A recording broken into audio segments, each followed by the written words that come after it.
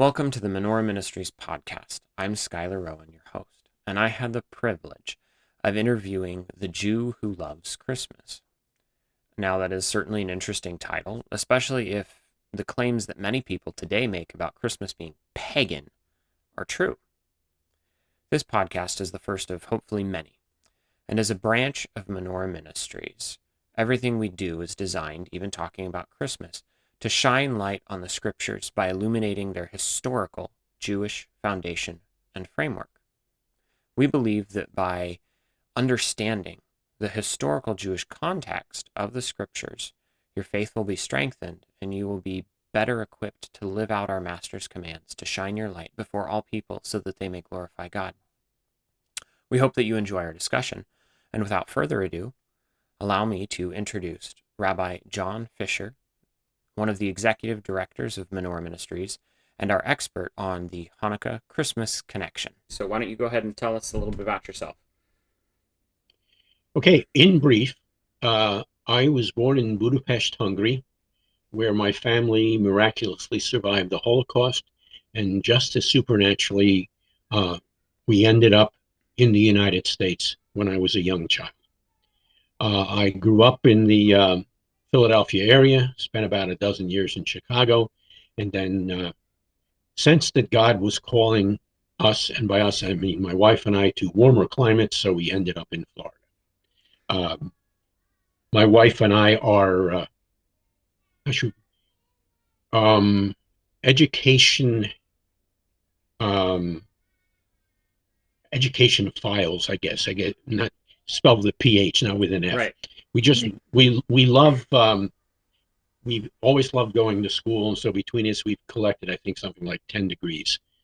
Um, um, and I in turn have collected a couple doctorates as part of that package because of my interest in biblical studies and my interest in Jewish studies or Judaic studies.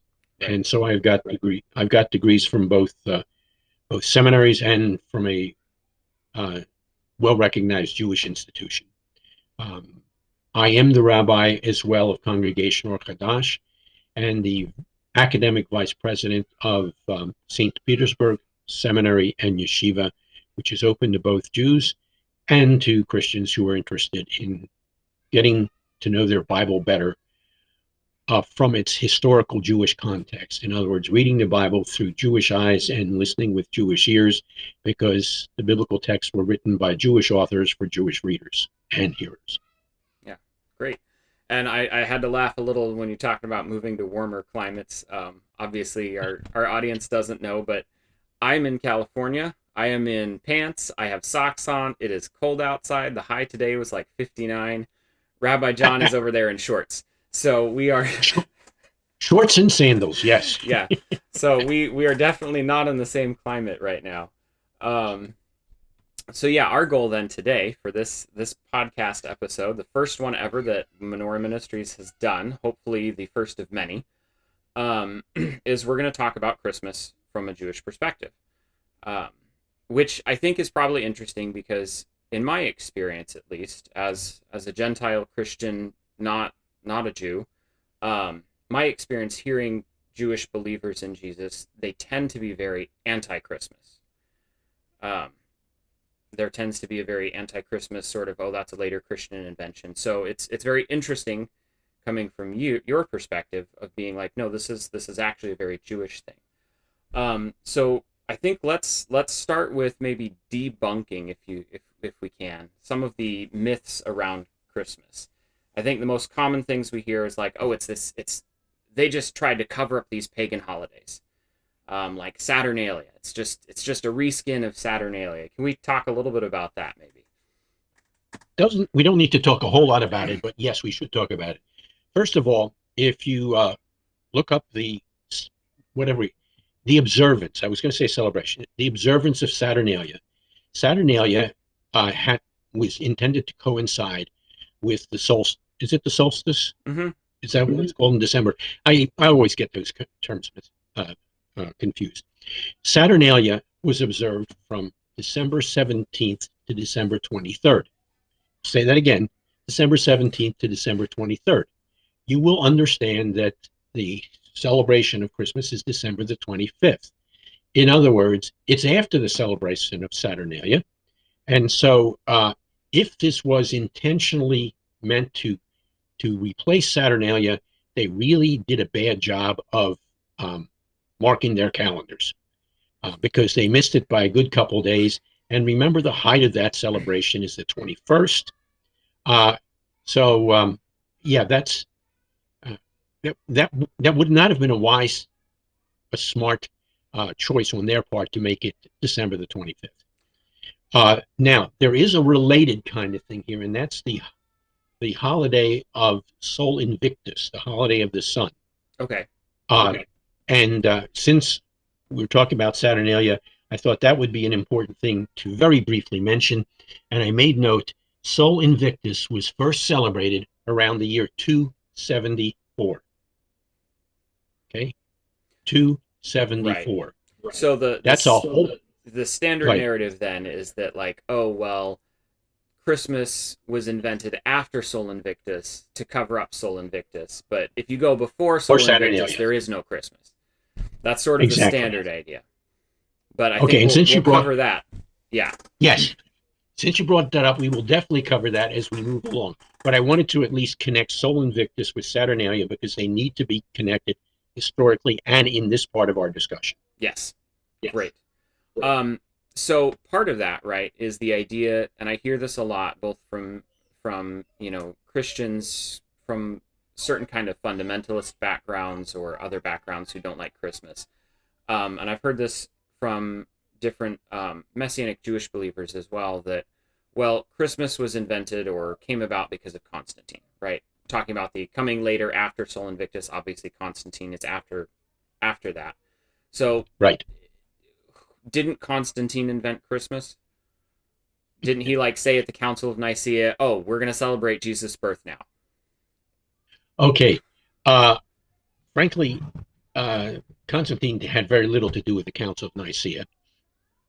He wasn't one of those authorities that was cited at that particular time by the people at that council. I say that very tongue-in-cheek. The earliest, and I'm looking ahead at the outline as well.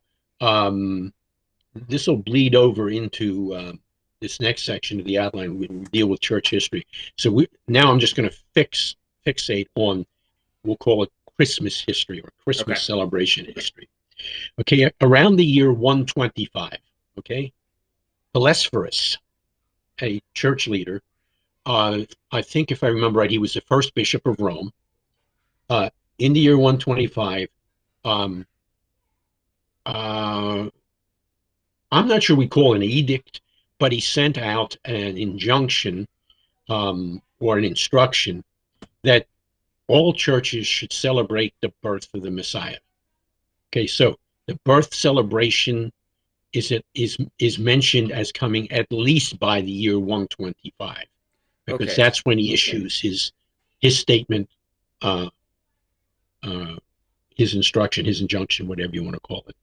Okay, so that's 125. Now, so Constantine didn't invent Christmas then? No, he's about 200 years too late for that. Okay, but we do have records of him well after the Council of Nicaea, back when he's all the way back in Constantinople.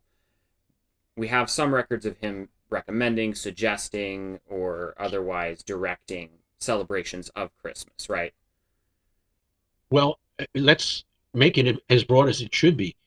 Constantine, because whether it was for religious reasons or political reasons, and they may have been overlapping and therefore indistinguishable to some degree, for the good of the empire, he Christianized the empire. And by doing so, then, he was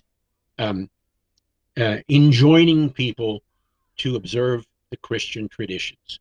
And he thought if he did that, and if the empire was of one religion, it would be a whole lot easier to govern. And in that sense, this is somewhat amazing to me, because this is the first time I ever made this connection. In that sense, Constantine is very much like Antiochus Epiphanes. who wanted to Hellenize the empire so it would be one religion, so it would be much more easy to govern. And because of Antiochus Epiphanes, we get Hanukkah, we get the Maccabees. So in Right. one sense, And those are important. We'll talk about those later. yeah, if when we get to it. But anyhow, so that's what Constantine was doing. Okay. So he was doing a Christianizing of the empire for those reasons. Gotcha. So he was basically, at least in the context of Christmas, sort of encouraging an already existing tradition, even if it wasn't done by everybody. It was something that already existed. It not just already existed, it shall we call it popularly existed. Okay. And he wanted to make sure it uniformly existed. Gotcha. At least in his empire. So if Constantine isn't to blame for Christmas, and it's not this cover up of pagan holidays, where do we get this idea that Christmas is pagan? Like, where did that come from? Do you have any insights on that? I know I have a few ideas and thoughts on that from things I've done.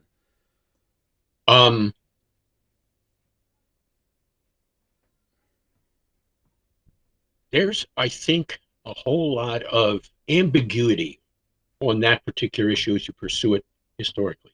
Because some, at least as we hear it nowadays, people try to peg it back to Constantine, peg it back to Sol Invictus, peg it back to Saturnalia as a way in which to find a substitute for what was going on in the culture around them, that followers of Jesus, or Yeshua, as his mama and papa called him, that they could comfortably celebrate and not be drawn away into what might be paganism.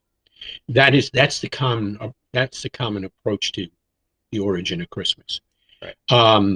And then once you set that in motion, then anything related to Christmas, whether it's gift giving or Christmas tree decorating or Christmas trees themselves, then can be easily connected in people's minds to some sort of other pagan tradition. Yeah. So as to where the whole pagan emphasis or impression started, I'm not totally sure. I'd be interested to hear what your reflections on this. So some of the research I've done indicates that it primarily, I even hesitate to say primarily, but a major influence, at least in the modern Christian and broader world, comes from both Puritans and from a pseudo-historian by the name of Alexander Hislop, who wrote a fairly well-known book, The Tale of Two Babylons.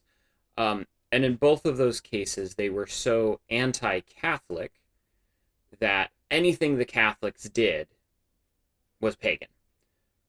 Hislop's work is generally kind of a joke amongst historians. He makes very, very interesting connections, we'll say, between the Catholic Church and the Babylonians and other things. And so he's made some connections with Christmas that way, because it's a Catholic holiday. Therefore, it's actually Babylonian or Roman in origin. And the Puritans kind of did the same thing. Because the Catholics were doing it, that was pagan, and then that kind of carried through tradition, and then you have sort of the neo-pagans in the modern world kind of picked that up and started perpetuating these things. But if you actually go and look at their sources, you'll find that none of their sources actually match with what we have from history. What we know, yeah. Do you want, since you mentioned, do you want to put dates on that so people who are listening can get sort of a time framework on Hislop and all? Yeah, I don't have those dates off the top of my head, but I can maybe roughly throw them up on the screen after post-production. Let me make it real broad. Yeah. If he's reacting to Catholicism, we're talking about something that is Reformation and post-Reformation. Right. Okay. Reformation, the 95 Thesis on the door of Wittenberg. Yeah. And my wife and I were lucky enough to have been there, not when it happened, but they have preserved in all likelihood the door on which these things were affixed. And my wife and I were able to actually see this thing. But anyhow, so you're talking about the 1500s. Right. So you're talking about 1200 years after Constantine. Puritans are, am I correct in saying they're the 1800s or the 18th century? A little bit earlier. Yeah, you've got like 1700s. Okay, so Think the like the 18th century Mayflower is and stuff like that. Yeah. okay. So late 17th, early 18th century is when the Puritans were there.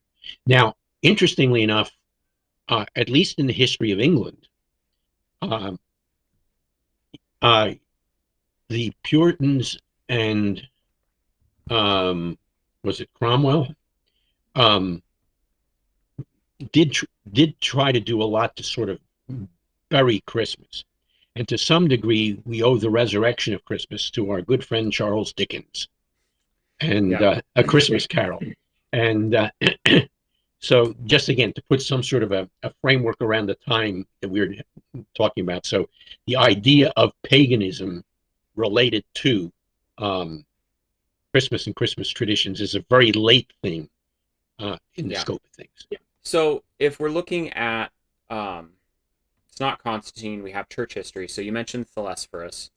Um, do we have any specific records from that early church, the church fathers, so forth?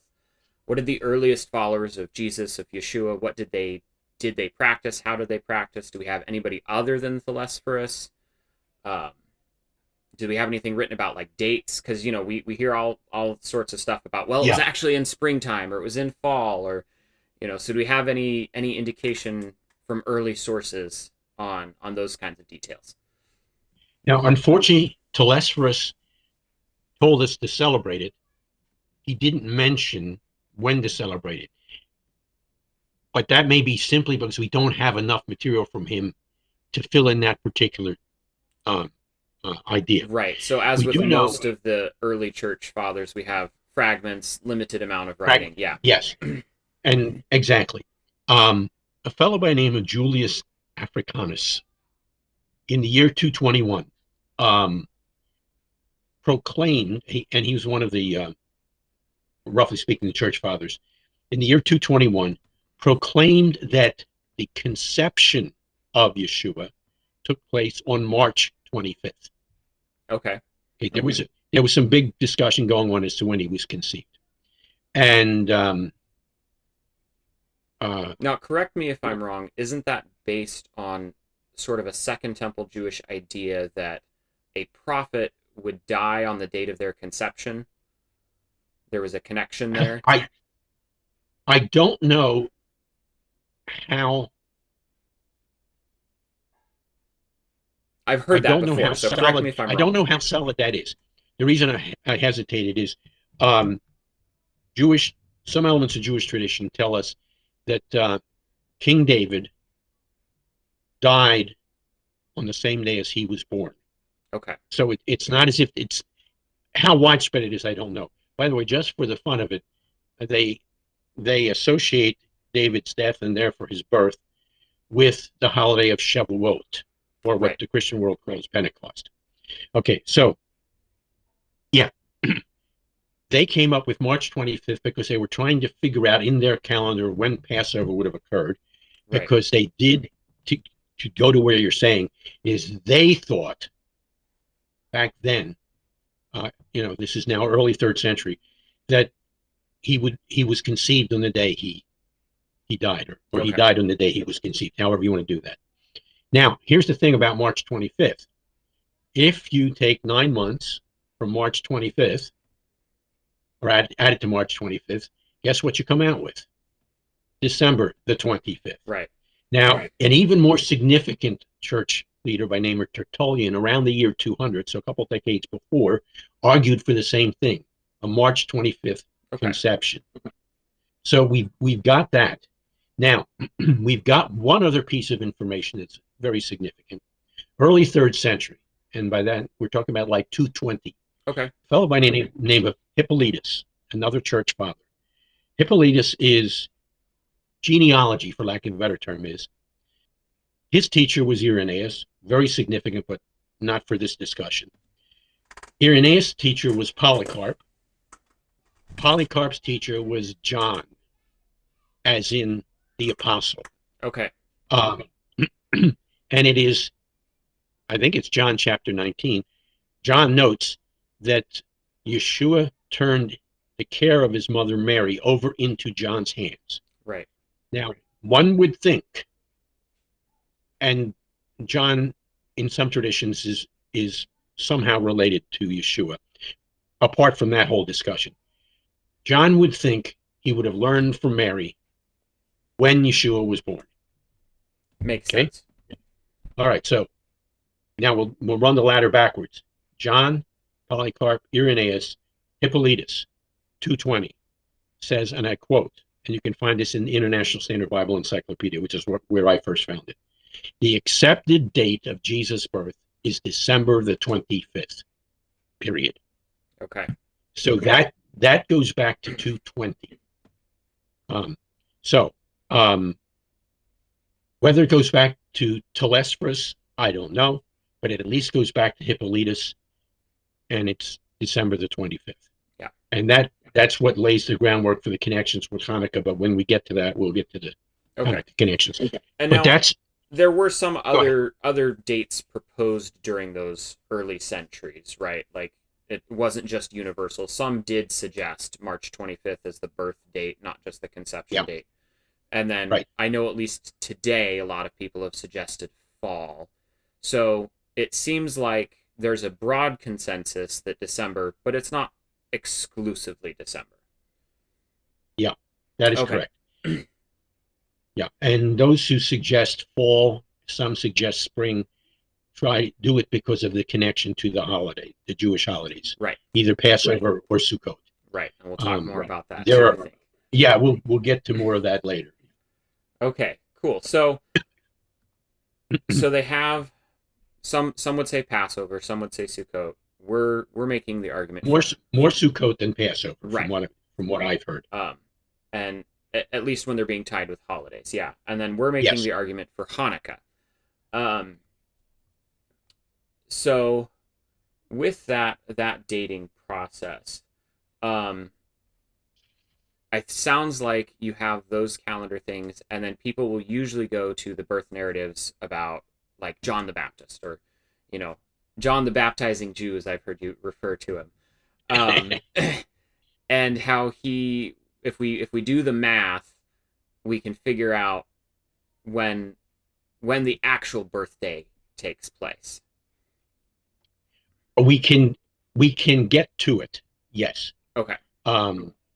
It has to do not just with math, but with literary references. Okay. All right. So let's start with the one that is often used, Luke 1:26. Yeah.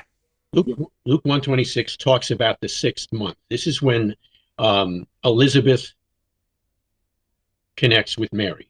Yes. Okay. Elizabeth being the mother of John, the Jewish Methodist.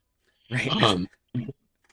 Look, let's get this straight right away. John the Baptizer, or the immerser is how you would translate it from the Hebrew, was a Jew, and because his father was Zechariah, a priest, that makes John a priest.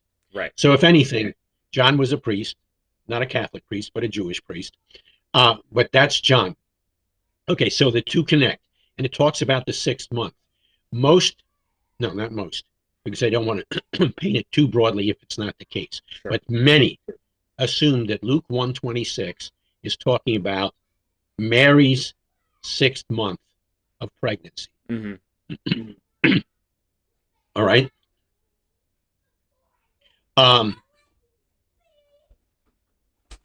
The text itself, however,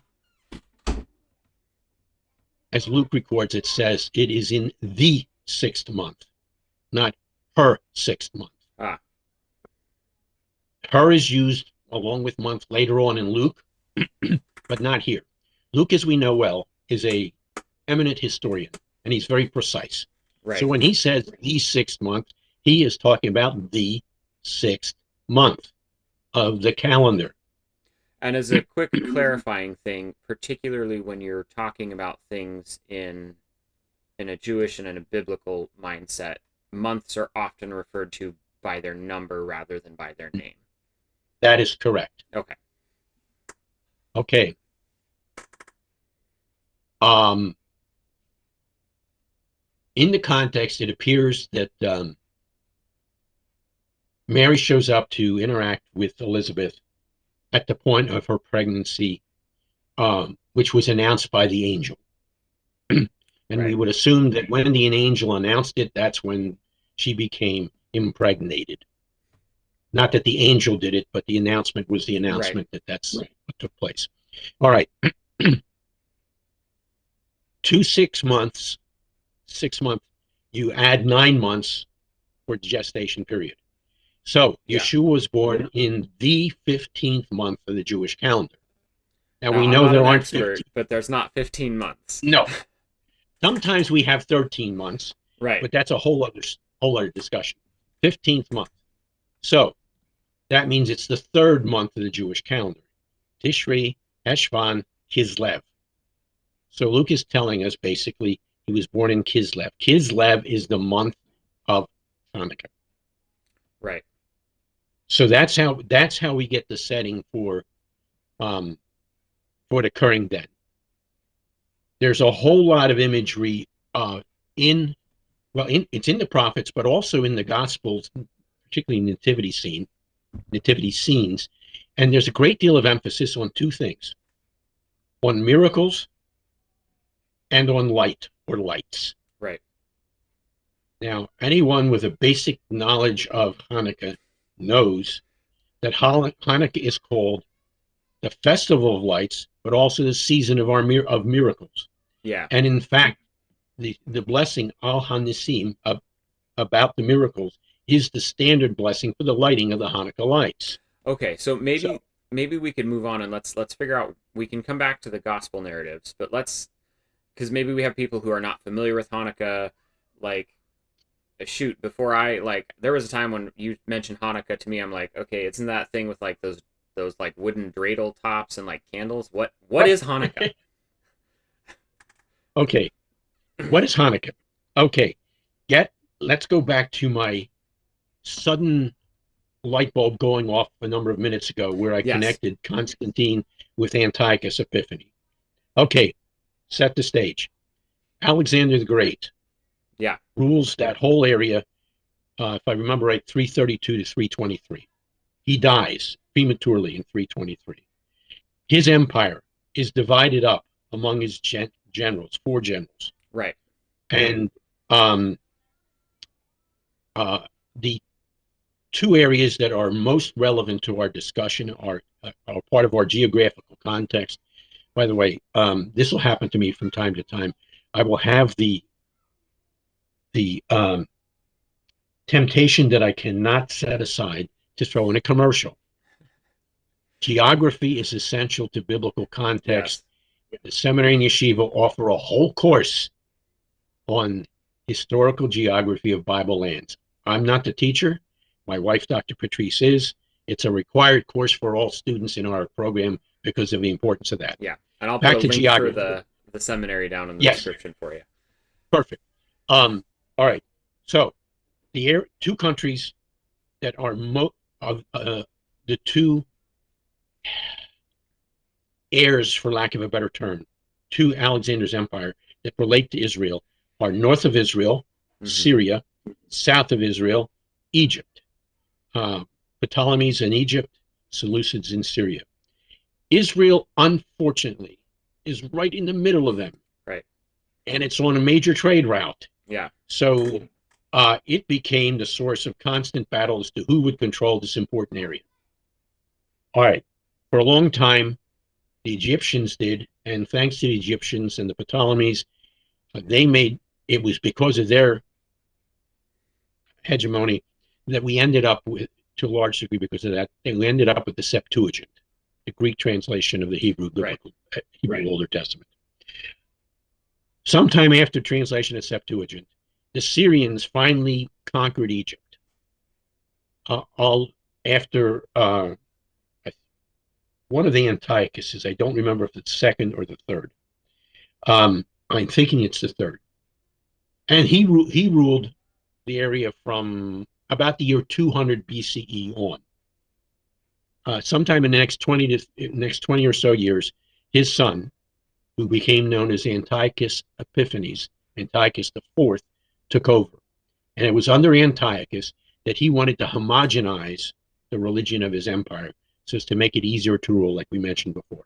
Right. As a result, he tried to stamp out some of the key ingredients of Judaism: Torah study, circumcision, uh, kosher eating, Sabbath keeping, just to name the ones that come to my mind first.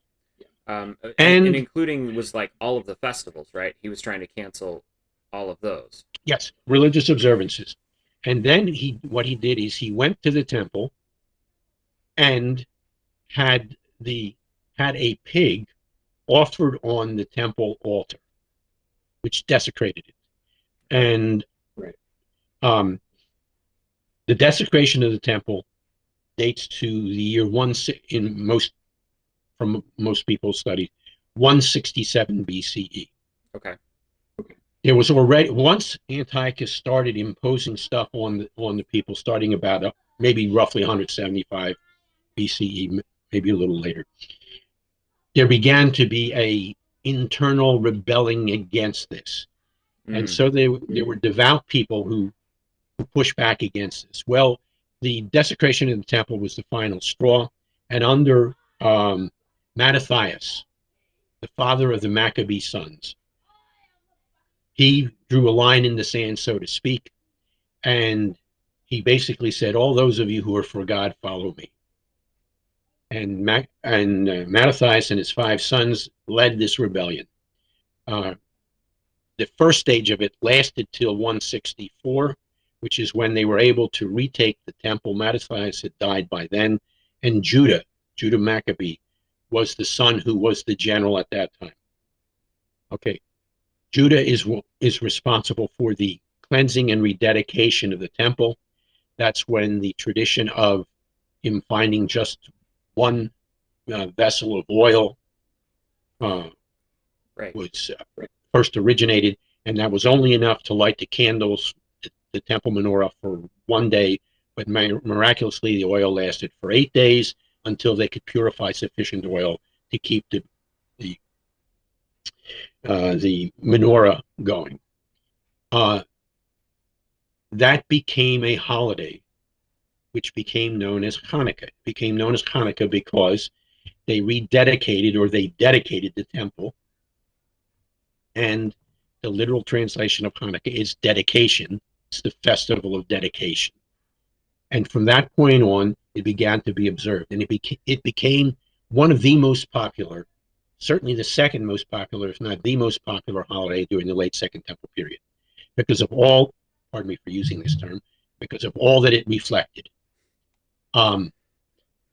It was a reminder that despite the attempts by a powerful emperor, God nevertheless intervened, and as a result of our people's faithfulness to him, and as a result, once again, we had the temple, once again, we had a functioning priesthood, and therefore we could continue our celebrations, whether it's Shabbat or kashrut or kosher, or the festivals, the holidays, circumcision, the whole business.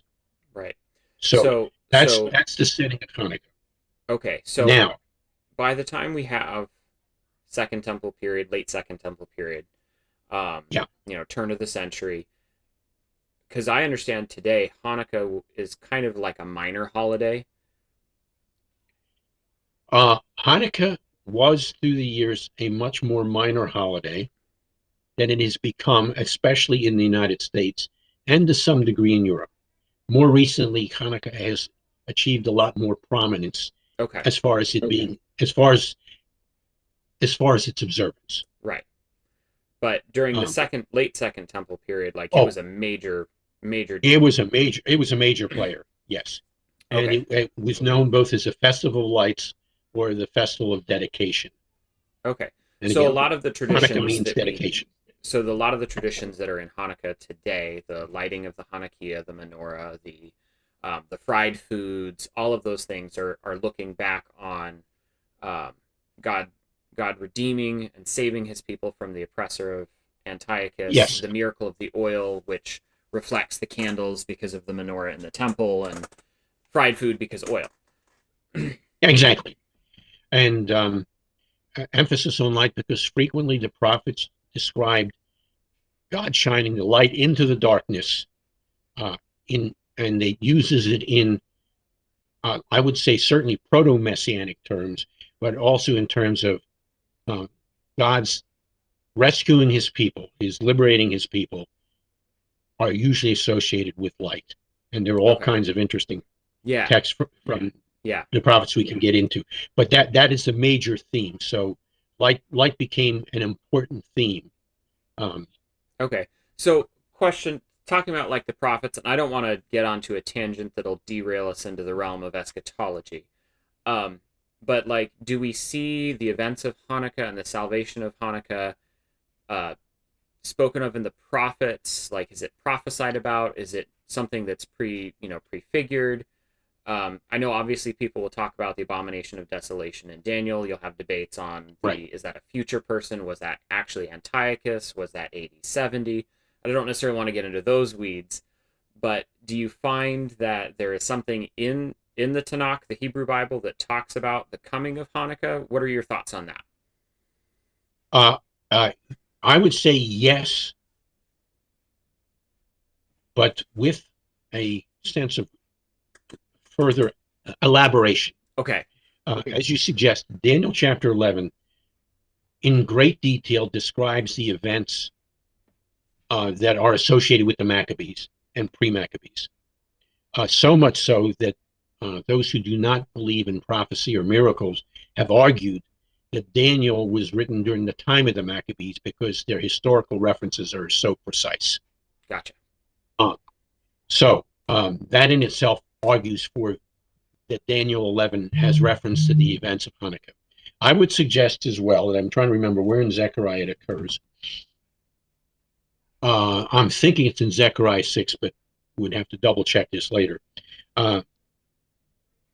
Zechariah predicts that God will raise up the sons, your sons, O Israel or Judah, and I forget what term he's using there, against the sons of Greece. And he will use the sons of, we'll use the broader term, Israel, the Jewish people, as arrows against the sons of Greece. That, I think, is a fairly direct anticipation of Hanukkah. Yeah, that seems pretty precise. Or the events of Hanukkah. And if I recall, that is in a section that is, given Zechariah's overall approach, highly messianically related or connected. Okay, so kind of jumping off of that, do we see messianism within Hanukkah itself? Do we see messianic expectation by the Jewish people during that kind of turn of the century around the time of the birth narrative? Is there any kind of messianic connections that are seen by the people, the sages, etc. at that time? I would say there is at least the foundations and framework for it. Okay. Certainly in the prophets, because they talk in great emphasis on light. The beginning of Isaiah chapter 9 always comes to my mind, beginning at verse 2. That's pretty near the beginning of chapter 9. A light will, for those who walk in darkness, a great light will shine. And then it's interestingly enough connected with the Galilee, which is where Yeshua conducted the greater part of his ministry. And the interesting thing about Daniel chapter 9 is, that's verse 2, but Daniel chapter 9, verses 6 and 7, or 5 and 6, depending on which edition of the Bible you're working from, says, unto us a child is born, unto Isaiah us a 9. son is given. Yeah. Isaiah 9. It's either 6 and 7 or 5 and 6. Okay. That's where the difference is, depending on what version you're using. So it's in that context a specific prediction about the coming of the Messiah. Because remember, he's then called Counselor of Wonders. This is how the Hebrew should read it. It's 4 pairs. God of Might, Father of Eternity, Prince of Peace. That's the titles that are given to this one who will sit, as the text says, on David's throne. Right. Clearly messianic, clearly connected with light. So the later references to light coming, for example, in Isaiah 60 and 61 are a couple ones that come to mind because we include those verses as part of Lechato D. Quick aside, Lechato D is a liturgical song that welcomes the Sabbath every Friday night. Okay. And in Lechato D, arise, shine, your light has come. Jesse's son, the Bethlehemite, comes bringing redemption. Those are just two of the verses that are found there, and those are connected with light, again, related to the coming of the Messiah.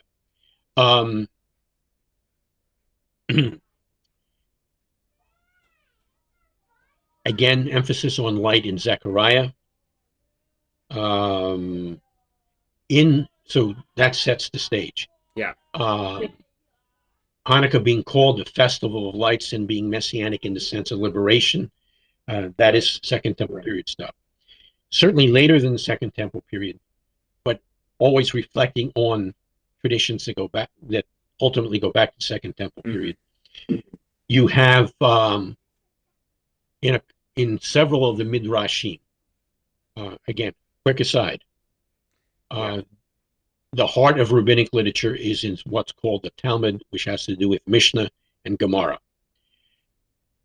Around the same time period, sometimes even earlier, you have the midrashim. The midrashim are elaborations and discussions of the biblical texts and the stories and ideas related to them. Sort of like commentaries. Sort of like commentaries. Yeah. Again, all those things are loosely descriptive. You can get a whole lot more technical. You have like a whole class on that. Yeah, I don't teach that one, but you're certainly welcome to take those classes that the Rabbi Dr. Schiffman teach. So another commercial. Thank you for setting that up. All right, so in these texts, light and the Messiah are connected. And I've got to think now carefully. And in a couple of them, there are allusions, if not reflections, and again, I use the term loosely, reflections of Hanukkah that are there. Gotcha. The two that come to mind are the Sikta de Rab Kahani, which is 8th or 9th century when it's written, but it goes back to earlier traditions, maybe as early as the 5th, and Genesis Rabbah, which is, of course, a reflection on Genesis. That is, depending on who's talking about, third, fourth, or 5th century. Okay. Again, that's when you have it in place, but building on early traditions. Right, okay, because now, all of these written things reflect earlier oral traditions. Exactly. Yeah. Since you mentioned it, quick thing for everybody to know, Judaism was a very orally oriented, got to say that slowly, society, tradition, religion, culture, the whole package. And so they were able to pass on material amazingly accurately, orally. Now, where was I going to go with that? There was related to Hanukkah. Oh, yes. Much later, there is the statement that occurs in the Hanukkah Haggadah, and I lost the name of the rabbi who wrote that. He says, Hanukkah is the celebration that welcomes the Messiah, period. Peace is the Messiah. Now, that last part, interestingly, again, so just to provide a little slightly fuller background to that text. Okay, Hanukkah is a celebration welcomes the Messiah. That is clearly to our point. Peace is the Messiah is a reflection back to Micah 5, verse 5. Most people remember Micah 5 and get through verse 2 and don't even get through the whole of verse 2. But you, Bethlehem, although you're little among the clans of Judah, yet out of you will come forth to me one who will be ruler in Israel. And then it says, and he will bring about peace. So that reflects then an understanding of the connection of the Messiah and Hanukkah Okay, so it in sounds Jewish like traditions. in these early traditions, some earlier than others, there's the Right. idea that Hanukkah at least creates a template pattern of messianic Yes. expectation, of miracles, Yes. of light, of God redeeming his people Israel. Right. So even if there isn't a specific connection of like, oh, the Messiah will arrive on Hanukkah, there's an Right. idea that Hanukkah creates like a template for messianic Yes. expectation. Okay, Exactly. that's And interesting. then, as you mentioned before, all the light and miracles imagery in the nativity stories just reinforces that kind of connection. And um, again, remember, these people were orally oriented. When they Right. heard or they read these words, they would have made the same connections we're making, and they probably would have made them an awful lot earlier than we did Yeah, because they'd memorized the texts. right. No, I know from my own studies, reading people talking about how in Second Temple times a person could literally say just a single word from a passage, Yes.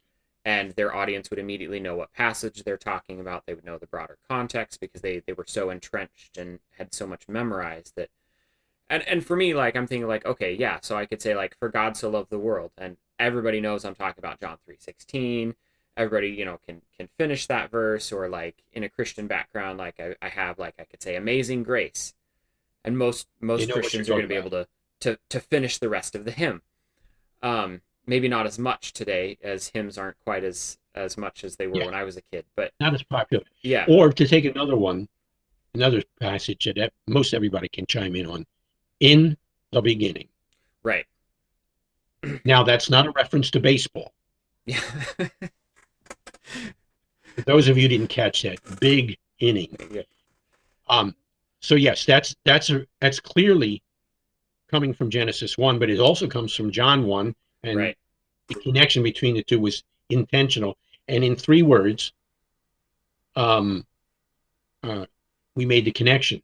Now, right, interestingly enough, in Hebrew, it's not 3 words. right, Let's get back to what you said. It's one. yeah. Yeah, so the gospel writers, if they're trying to convey Hanukkah imagery, don't have to say, "Hey guys, this is Hanukkah,"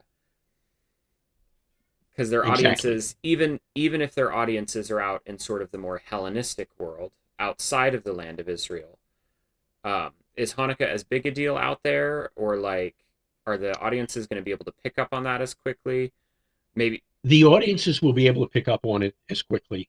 At least the Jewish audiences will. right, And the group of people known as God-fearers, those Gentiles who had associated themselves with the Jewish community and therefore were receiving Jewish education, they would have made the connections.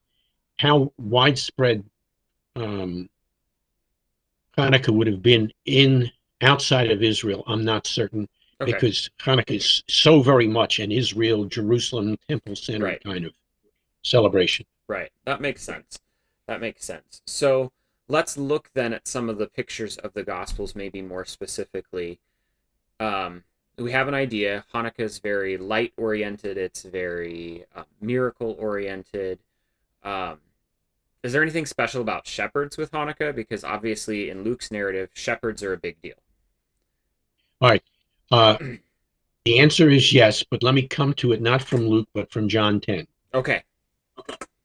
John 10 says that Yeshua was in the temple, and it was, most English translations have it, the festival of the dedication.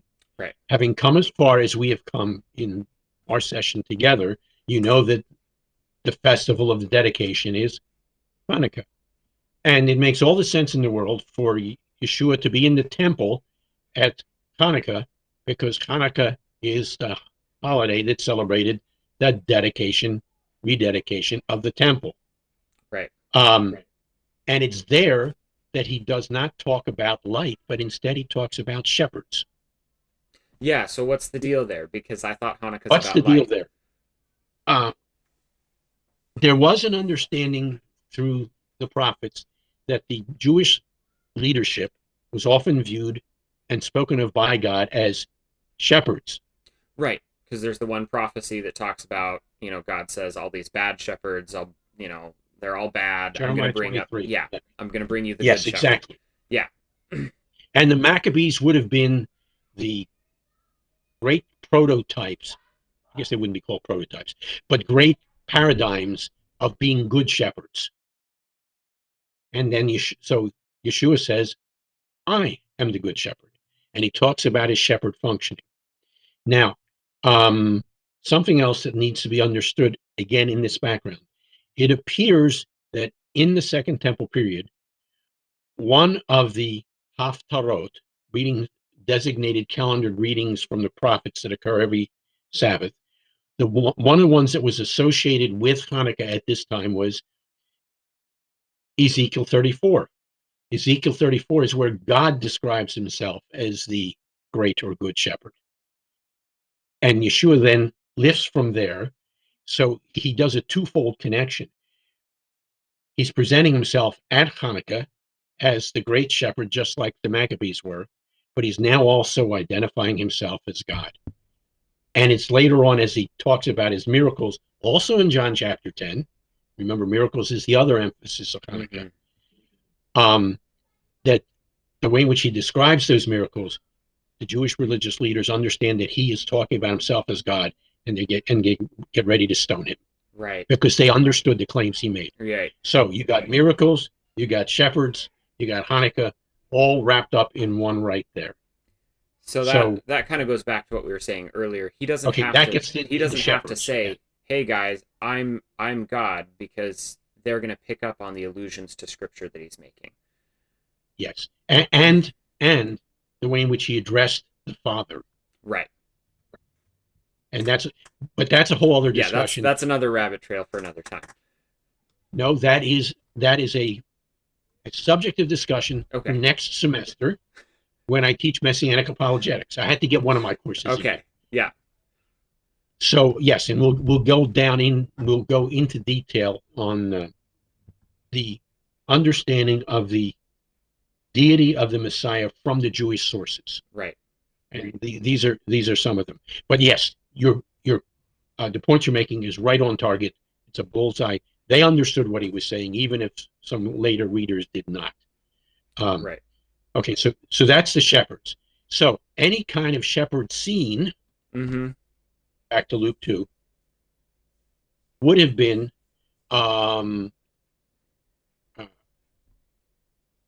certainly at that time of year, would have made the connection with the Maccabees being those great shepherds of the past. The other thing in Luke 2 is if we understand the birth narrative is in December, and I will refine that. Hopefully, we'll get to it before we're done here. If we understand it as, for our purposes now, in December, that was the time when in the fields near Bethlehem, around what was called Migdal Eder, it's a tower that's mentioned in Micah chapter 4 in very, very messianic way. It was in that area that we were told that the flocks that were being prepared for Passover were grazing. Right. So it was to these to the shepherds of those Passover lambs, who included priest apprentices, because priests had to be trained how to deal with the sacrifice animals. So they were there, we're told, certainly at that time of year in training. So this is the angels show up to this group of shepherds and priest apprentices near Migdal Eder, which is already messianically connected in Malachi chapter 4, and make the announcement. Guess what? The Messiah is here. And how do they show up? The whole sky lights up. Yeah. So that's certainly an important part of the scene in Luke chapter 2. Okay. And then if you want to keep talking about lights, let's bring the others in full circle. You got this group of people wandering from the east, following what? A light. A light. Yeah. And why did they follow the light? Because they understood somehow that the light was connected with the arrival of the Jewish Messianic king. Mm. And so, and so Matthew makes a big deal out of this as well. It's another light-related, miracle-related, supernatural kind of occurrence. Gotcha. Do So, thinking but wait a about second. okay, sorry. Hold Yeah, on. go ahead. Most people stop with Matthew and Luke, Right. but the whole setting of John chapter 1 is also a nativity setting. If we understand it, again, through Jewish eyes and hearing with Jewish ears. Because what does it talk about? It The light talks of the about, world. again, in Yeah. the beginning, but it talks about the arrival of the one who's called the Word to take up residence to live among us. Mm-hmm. John 1:14. So right there, another miracle related to the birth and with the image of light found there as well. In him was life, and that life was the light of all humankind. And he is the light that gives light to everyone who comes into the world, which for Jewish eyes and ears, that makes all the sense in the world, because there is one candle that lights all the other candles in the Hanukkah or the Hanukkah menorah. Right. So boom, boom, boom, boom. So John's readers understood, even though through the years we've tended to miss that as part of the nativity story. Gotcha. So there's at So again, least clear miracles and lights. allusions. There's clear Yeah, allusions from like the very Hanukkah clear. practices that they're drawing on there. Mhm. So question, I just thought of this. Like Antiochus, we know from history, like he called himself Epiphanes, which means um like the it comes from like theos being God, and it comes from like the root where we get the word epiphany, like the arrival. He called himself like the Yeah, arrival of God. And right, I know he had another name, I can't remember what it is off the top of my head, that he was derogatorily referred to by right. others. And he was kind of assumed as being I think it was crazy. Epimanes, and I Yeah. forget exactly how that translates. But Um, do we see like a parallel between him and like Herod? Because we see in the gospel narratives, Herod's crazy. He tries, we have obviously we have accounts of people talking about like it's better to be a pig than to be a member of Herod's family. yeah, Um, do we see any kind of connections there between Antiochus and Herod, at least archetypal sort of figures, or what are your thoughts on that? um, both fit the pattern that was probably initiated by Pharaoh, namely those who tried to strike out against God's people and who God put in their place. So, in against that general background, yes, I don't know how any more connections there are between Antiochus and Herod, but there is a connection between Herod and Pharaoh because both tried to kill baby boys. Right. Antiochus had people killed, but there wasn't a specific focus on baby boys, except for one, and this is only tangentially related, but it ties into the Luke story anyhow. There is the story of Hannah and her 7 sons. And it was during the time of Antiochus that Hannah and her 7 sons stood up to, it was if I remember, it was the general who killed or had the children killed. But the sons stood up against what Antiochus was doing. And those sons were all killed, and Mama eventually as well. Mm. And interestingly enough, the woman who greets the baby Yeshua in Luke chapter 2 is named Hannah. Right. And the man who shows up there is named Shimon or Simeon, Right. who was the only survivor of the Maccabee brothers and Mm. eventually set in motion the Hasmonean dynasty. Luke understood this, his readers understood this, and he says, oh, look, it happens to have been Shimon, it happens to have been Hannah. How interesting. Right. No, it's not interesting. It's the way as the rabbis understand it, God puts history together. Mm-hmm. So yes, even that becomes a connector to the aware, observant reader. Right. So the framework that the Jews of the time use, as we would call like maybe a prefigural or a patterning sort of framework on how God works in history as he creates patterns and he repeats these patterns, but Yes, in sort of unique ways or like with twists on them. And the audiences and the gospel writers themselves are operating in that sort of framework. That God is that's repeating yeah. things that he's done, but with a new twist. Uh, Not always with a new twist. Sometimes it's almost identical. Mm. Just a perfect case in point. If you understand it carefully and read it carefully, the story of Daniel almost directly parallels the story of Joseph. Right. Yeah. And there's really no new twist there. So the idea of it, of recurring patterns in history, or um, what we are going through now, reminds us of an echo of something that took place before. Mm. That now enlightens what's going on now. So it's, again, since we're talking about Hanukkah, it sheds light on what's going on now if we understand the history that Right. occurred before. That's really interesting. Um, so Now, before we leave, yeah. Hanukkah, and I lose track of this, I mentioned one Hanukkah Haftarah. When we celebrate Hanukkah every year, as we now do, the the Sabbath of that falls during Hanukkah, the reading from the prophets, the Haftarah reading, is Zechariah 2:10 to Mm-hmm. 4:7. Okay, big deal. Well, here's the big deal. The Haftarah concludes, this is during celebration of Hanukkah, not by might, not by power, but by my spirit, says the Lord. That's verse 6. Mm-hmm. And then in verse 7, and most people know that verse. Right. But again, what was the message of the angel to Mary as well as to Joseph? The Spirit of God Right. will bring this about. Okay. The closing words of that reading, verse 7. Oh, you, Zerubbabel, even before you, the mountains will be leveled, which caused a very interesting response on the part of the rabbis. And I'm trying to remember where this one comes from.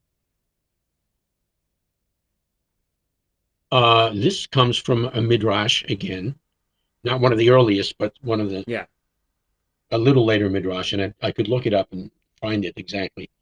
It says, "What does it mean, O great mountain?" It means that Zerubbabel is greater than the patriarchs and matriarchs, elevated above Abraham, higher than Moses, and higher even than the angelic hosts. Mm. So there is a clear there's a clear connection to this messianic image, and Zerubbabel is elsewhere connected with the Messiah, Right. Zechariah 6 and Zechariah 12, I think. No, or maybe it's 3 and 6. Anyhow, so right in the Hanukkah Haftarah and its connections and understanding is this connection of the nature of this one who is who has come at Hanukkah time and is related in the prophetic passage. Hmm. I told you it begins with Zechariah 2 verse 10. Let me read Zechariah 2 verse 12. Yeah. So I gave you the beginning. Now let me read to you. Gave you the end. Now let me read to you the beginning. All right. No, sorry, it's not verse 12, it's verse 11. Okay. I'll take it back to verse 10. So since we did the last two verses, I'll read the first two verses. Fair enough. Shout and be glad, daughter of Zion, for I am coming, and I will live among you, declares the Lord. Many nations will be joined with the Lord in that day, and will become my people. I will live among you, and you will know that the Lord Almighty has sent me to you. One Lord sending another Lord, as you're reading the text. Right. And notice the emphasis on coming and living among them. Where do you think John in John 1 Verse 14, God is words. Mm. Yeah, that's interesting because I The usually one who hear, is going to come and live, or who yeah, has come and live among us. because, So I wanted to make sure before we left Hanukkah yeah, that part of the Haftarah that we read every year at Hanukkah time is right. is yet another reflection of what we've Because been what I talking about. usually hear about John 1 is that because John says, and the word became flesh and tabernacled among us, that means John is actually telling us that it was during Sukkot, the feast of, the booths Right. and everything. But you're saying that John is actually using kind of that language, but drawing specifically upon this passage in Zechariah to talk about how God will dwell with his people. Yeah, will come and dwell. And that Yeah. come and dwell emphasis is found in a number of the other prophets as well. Mm. I think the term come is used with some of the light passages of Isaiah. Mm. Remember, I mentioned the one from Isaiah 61. Arise, shine, your light has come. Yeah. All right, so that's yes. Now, there are other connections that John does want to associate uh, with the Mishkan or the tabernacle, but Right. not necessarily Sukkot. Right. Okay, right. So that's a whole other different set of discussions um, that are important. But in this context, remember, it's set against the one who is light and gives light to everyone Mm-hmm. at the Festival of Lights. Oh, another thing, Festival of Lights. Luke chapter 2, Yeshua shows up. He doesn't show up. His mother and father bring him to the temple Yeah. to have him circumcised. Right. Circumcision occurs when? The eighth day. Eighth day. If he was born on Hanukkah, this is the eighth day of Hanukkah. Mm. And in Luke chapter 2, um,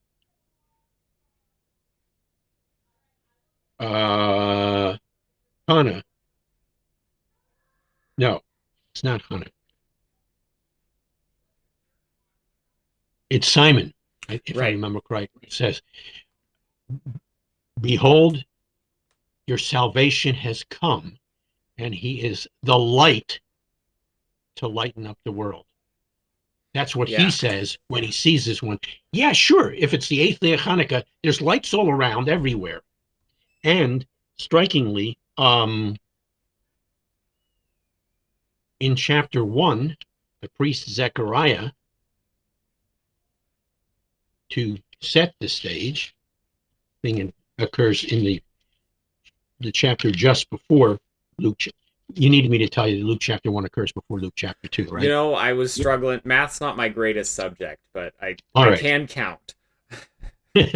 All right.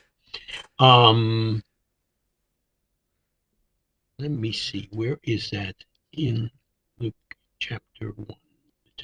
Zechariah said to the angel,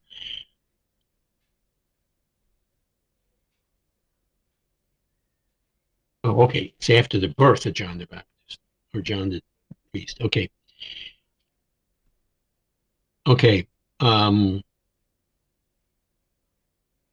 he says to his son, my child, you will be called a prophet of the Most High and so forth. You will go before the Lord to prepare the way for him because of the tender mercy of our God, by which the rising sun will come to us. Mm.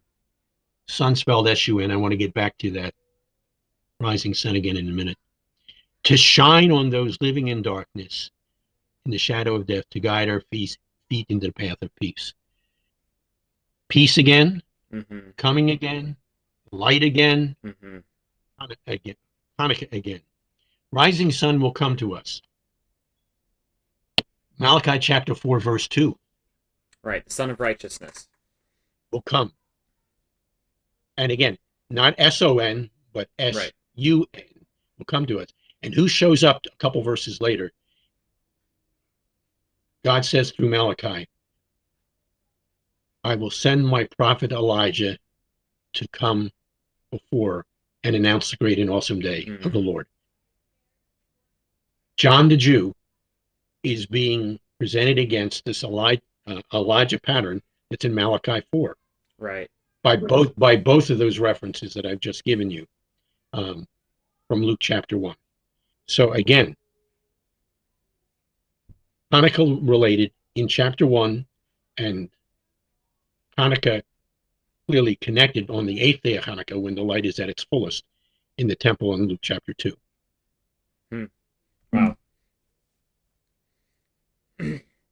So that seems pretty clear. There's a lot of Hanukkah imagery that's very clear and apparent if you know the history, if you know the scriptures, if you know the traditions of the time um, around Hanukkah, and yeah, some later traditions that reflect often earlier ideas or Early concepts or understandings, yes.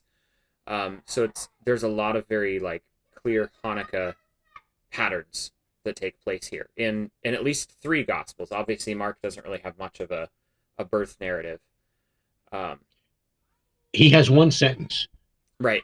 He also talks about the beginning, Yeah. and then he's done. Yeah. And while John doesn't go And into a whole lot of detail about birth narratives, he talks about it from a slightly different angle, but it still conveys a lot of that light dawning Hanukkah style imagery. and if you are serious about John 1:14, then that's when it all started. Right. That's there again, the nativity in a sentence. Yeah. Yeah. That's really interesting.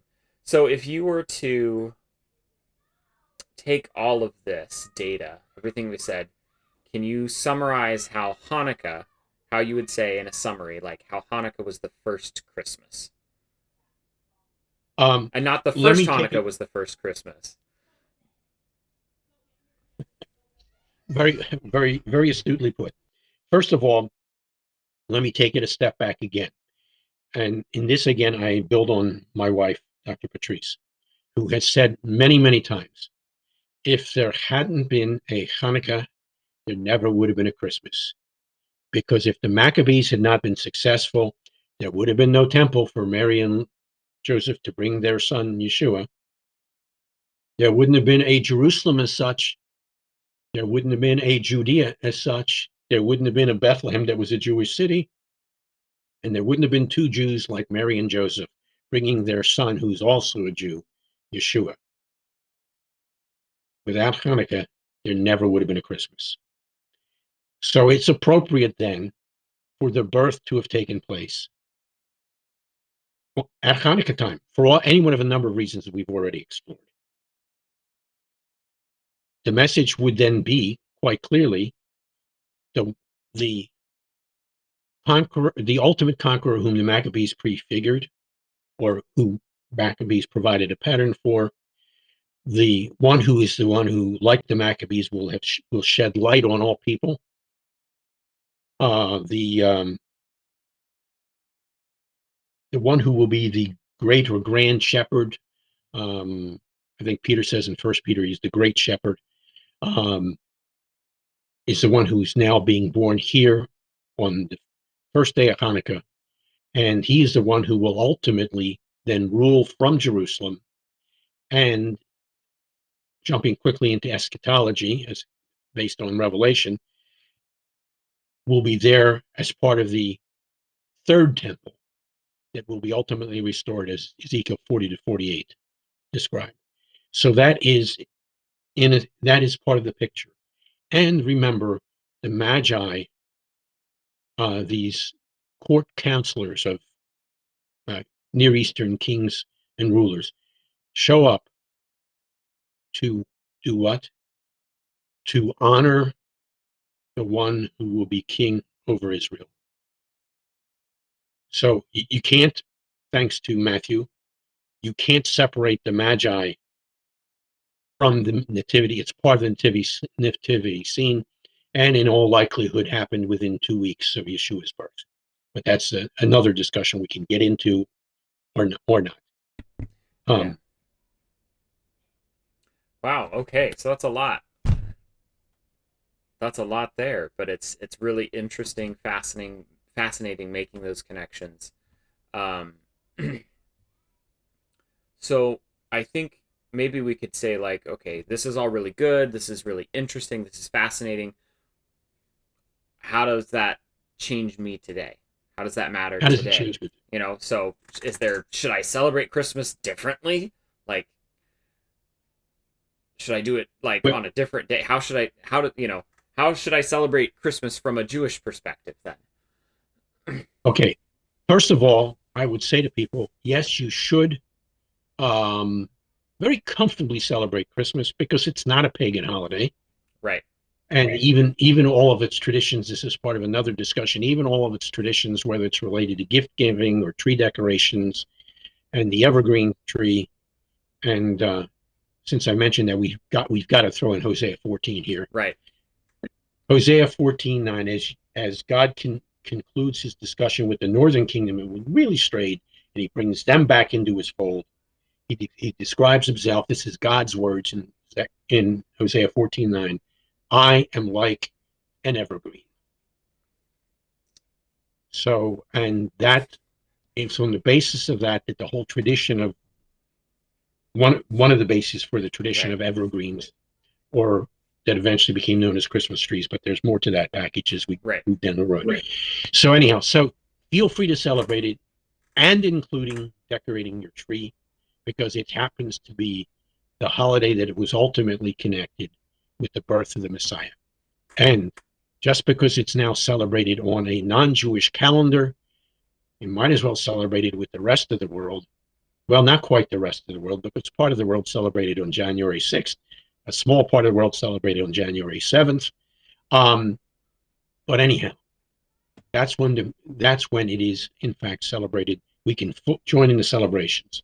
Now, if you want to make the connections to its Yeah. Jewish origin, Like, are there any new traditions you would recommend I add to my Christmas celebration that maybe incorporate some yes, Jewish tradition or sort of a Jewish perspective on this? uh, um, I will recommend one, and this is a commercial, although I'm not the one who was originally responsible for. I co-authored this. Uh, a late co-worker of ours. Um, she was in Jewish ministry, Rebecca Riskin by name. She happened to notice that at Advent time, and Advent began in the Christian world this past Sunday. So this is very appropriate. At Advent time, um, much of the Christian world started lighting candles in preparation for the birth of the Messiah. Yeah. By the way, that's interesting in and of itself. Candles being lit in preparation for the birth of the Messiah, on which candles were lit, if you understand, it was Hanukkah. Right.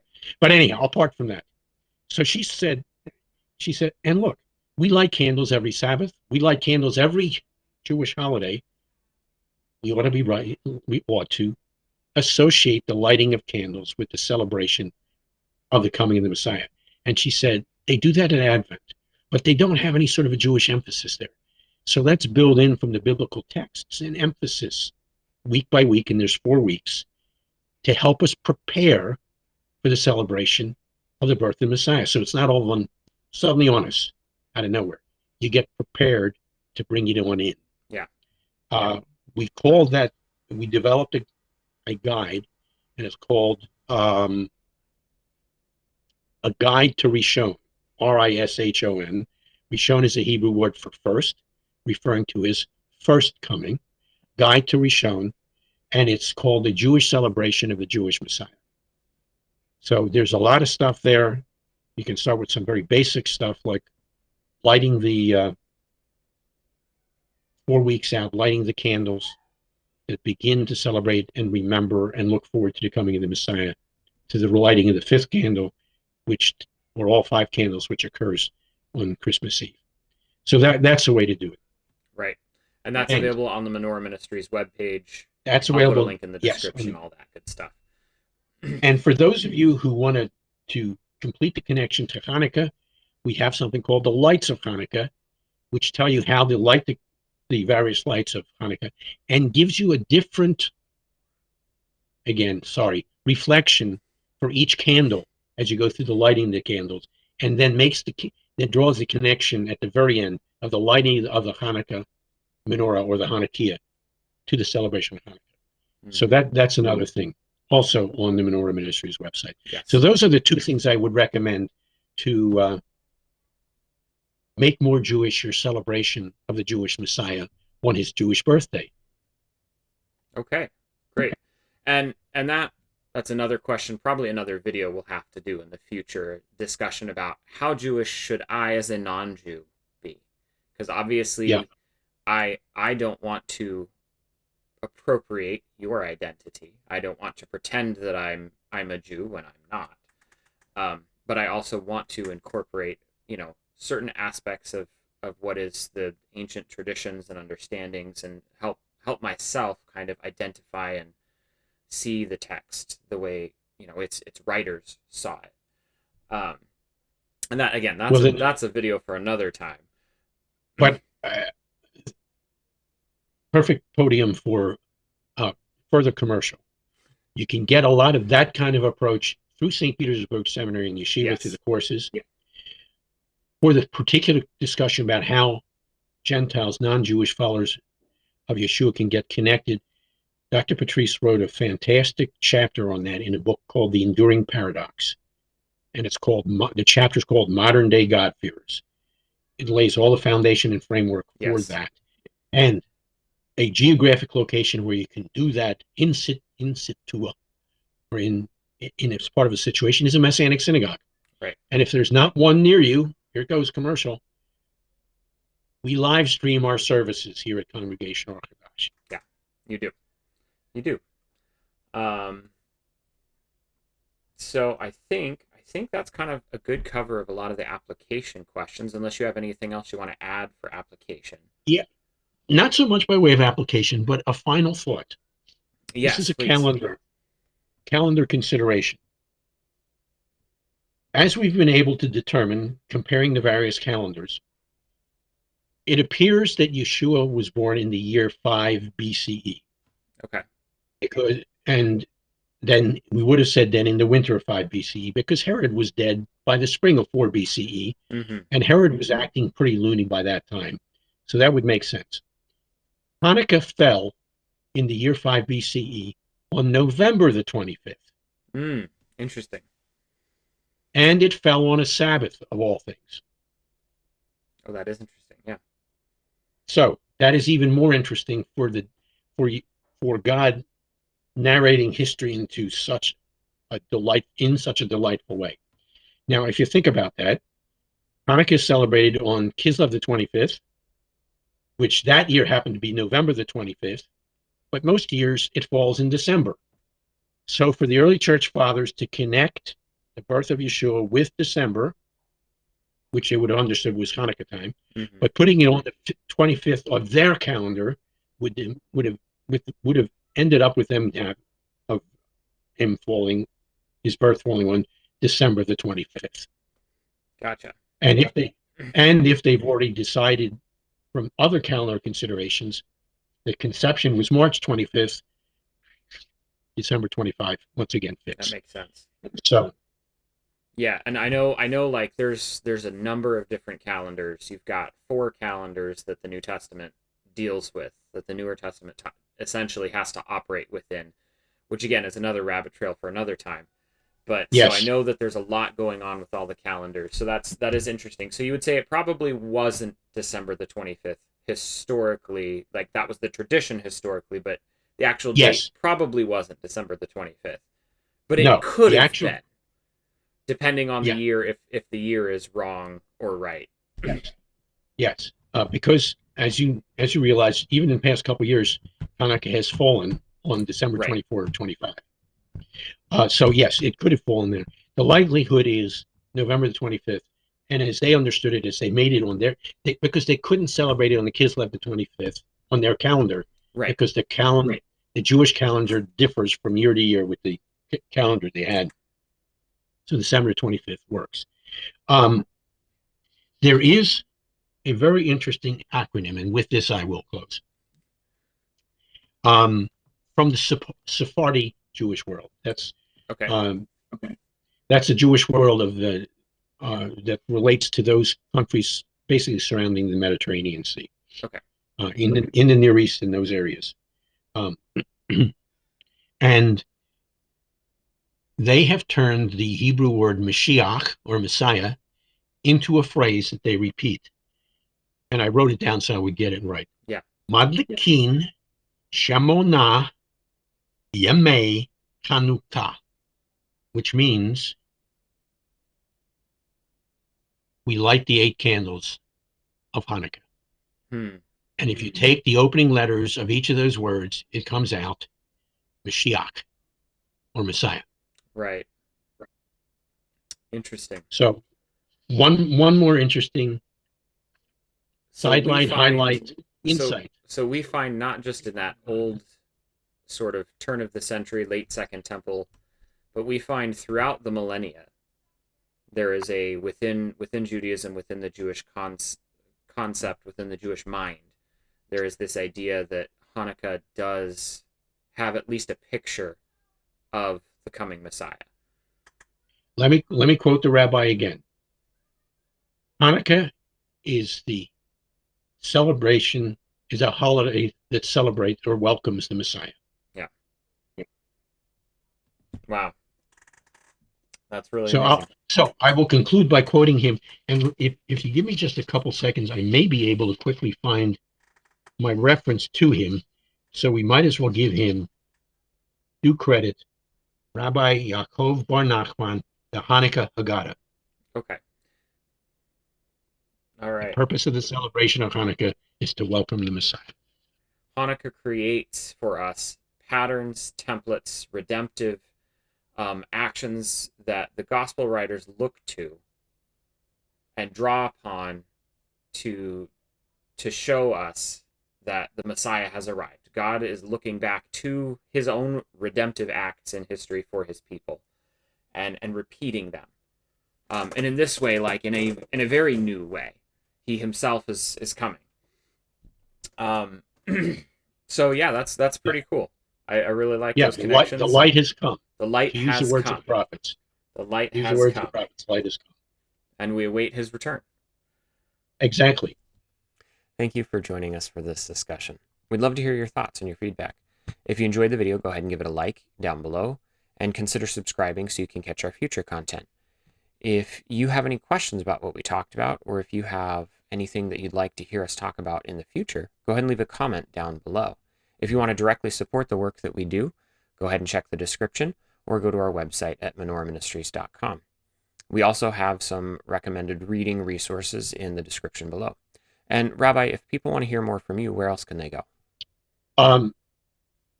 They can find me either through the Menorah Ministries link.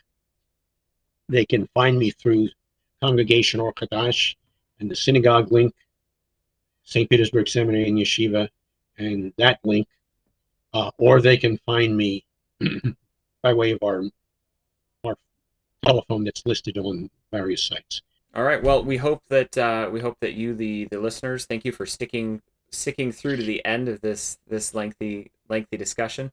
Hope that it was a blessing to you. Hope that it renews that sort of Christmas spirit of joy, of generosity, reflecting on God's generosity to us, entering into the world, bringing light, and we pray that this will help you, the listener, to reflect His light, into this world, that we might fulfill His purposes for us.